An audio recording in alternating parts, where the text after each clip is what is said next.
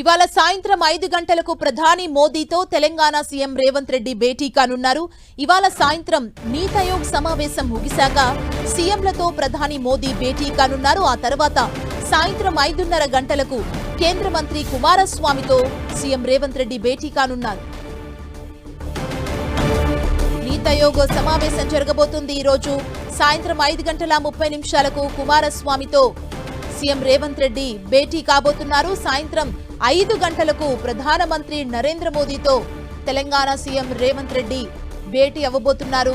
నీతి ఆయోగ్ సమావేశం ముగిశాక సీఎంలతో ప్రధానమంత్రి నరేంద్ర మోదీ వరుసగా భేటీ అవ్వబోతున్నారు. ఈ రోజు సాయంత్రం 5 గంటలకు ప్రధాని మోదీతో తెలంగాణ సీఎం రేవంత్ రెడ్డి భేటీ కాబోతున్నారు. ఇవాళ సాయంత్రం నీతి ఆయోగ్ సమావేశం ముగిశాక సీఎంలతో ప్రధాని మోదీ భేటీ కానున్నారు.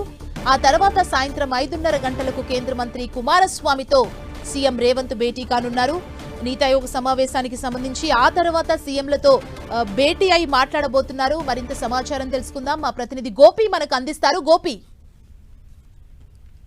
ఈ రోజు నీతి ఆయోగ్ గవర్నర్ కౌన్సిల్ సమావేశంలో వికసిత్ భారత్ 2047 పైన ఇటు తెలుగు రాష్ట్రాల సీఎంలు నివేదికలు ఇవ్వడం జరిగింది. దీంతో పెహల్గాం దాడికి సంబంధించి కావచ్చు, ఇతర ఆపరేషన్ సింధూర్ ఇటువంటి అంశాలపైన ఇరు రాష్ట్రాల సీఎంలు కూడా కొంత వాళ్ళకు సంబంధించి ప్రజెంటేషన్ అయితే ఇవ్వడం జరిగింది. ఆ తర్వాత సాయంత్రం 5:05 రేవంత్ రెడ్డి తోటి ప్రత్యేకంగా ప్రధాని మోదీ సమావేశం కానున్నారు.